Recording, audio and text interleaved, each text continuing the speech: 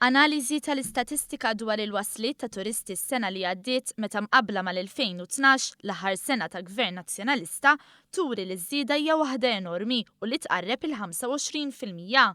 Kien tul il-jum ta' tnejn li kienet ippubblikata l-istatistika dwar il-wasliet ta' turisti s-sena li għaddiet. Statistika li juriet kif għall-ewwel darba ġew Malta aktar minn 1,800,000 turist. Il-Ministeru tat-Turiżmu qal li r-riżultat ma kienx ikun possibbli kieku ma kienx ikun hemm gvern politika ċara u li tikkuntrasta ferm ma' dak li ġara fl-2012 li kienet l-aħħar sena sħiħa tal-gvern preċedenti. Jekk inqabblu l-ammont ta' turisti li waslu f'pajjiżna fl-2012 ma' dawk li waslu f'pajjiżna s-sena li għaddiet, insibu differenza perċentwali ta' 24.2%.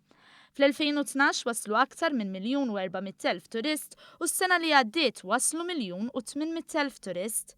Kien hemm ukoll differenza ta' 19.9% fl-ammont tal-jieli li qattaw it-turisti f'pajjiżna bejn l-2012 u l-2015.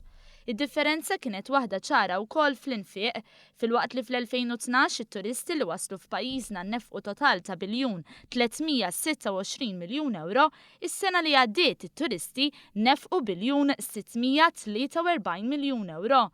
Dan kollu juri li fl-aħħar sena l-ekonomija b'saħħitha ta' pajjiżna kienet ukoll ir-riżultat ta' rekord assolut fit-turisti li żaru pajjiżna meta mqabbel ma' snin preċedenti.